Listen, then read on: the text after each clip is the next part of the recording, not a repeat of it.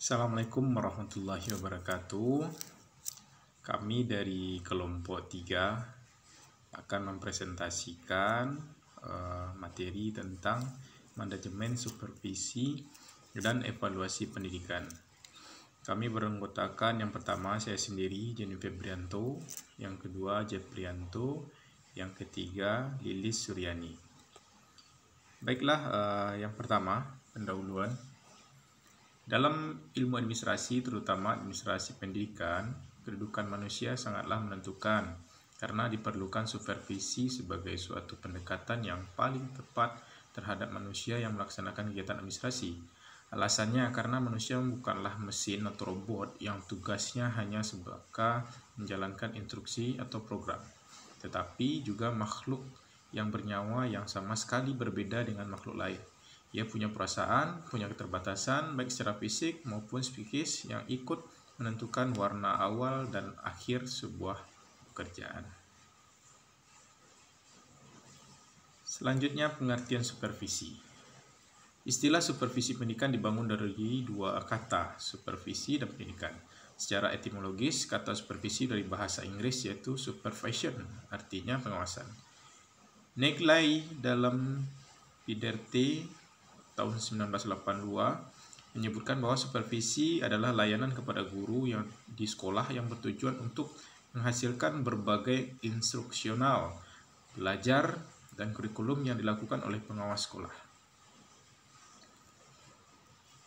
Selanjutnya, 3 kegiatan yang harus dilaksanakan pengawas supervisi, yaitu yang pertama, melakukan pembinaan pengembangan kualitas sekolah, kinerja kepala sekolah, kinerja guru, dan kinerja seluruh staf sekolah. Yang kedua, melakukan evaluasi dan monitoring pelaksanaan program sekolah beserta pengembangannya. Yang ketiga, melakukan penelitian terhadap proses dan hasil program pengembangan sekolah secara kolaboratif dengan stakeholder sekolah. Baiklah, selanjutnya akan dilanjutkan oleh saudara saya, Jeprianto. Persilahkan. Assalamualaikum warahmatullahi wabarakatuh. Saya Jeprianto, kelompok 3, akan melanjutkan pemaparan dari saudara Jenny Febrianto. Menurut Sarwoto 1985, halaman 104, menjelaskan bahwa secara teoritis yang menjadi objek supervisi ada 2 aspek, yaitu yang pertama aspek manusianya seperti sikap terhadap tugas, disiplin kerja, moral kerja, kejujuran, ketaatan terhadap peraturan organisasi, kerajinan, kecakapan kerja, kemampuan dalam bekerja sama, dan watak. Yang kedua, aspek kegiatannya, seperti cara bekerja, cara mengajar, metode pendekatan terhadap siswa.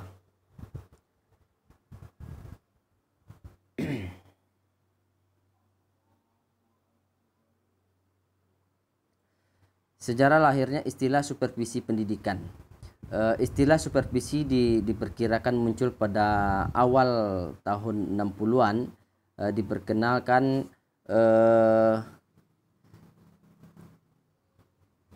seiring dengan diberikannya mata kuliah administrasi pendidikan di beberapa IKIP di Indonesia, yang kemudian disesuaikan pula dengan dijadikannya administrasi pendidikan sebagai mata pelajaran dan bahan ujian pada tahun ajaran 1965 dan 1966. Baiklah, untuk slide selanjutnya akan disampaikan oleh saudari Lilis. Kepada Lilis dipersilakan dengan segala. Assalamualaikum warahmatullahi wabarakatuh. Baiklah, saya Lilis Suryani. Saya akan melanjutkan pemaparan materi dari kelompok 3, yaitu tentang latar belakang pentingnya supervisi.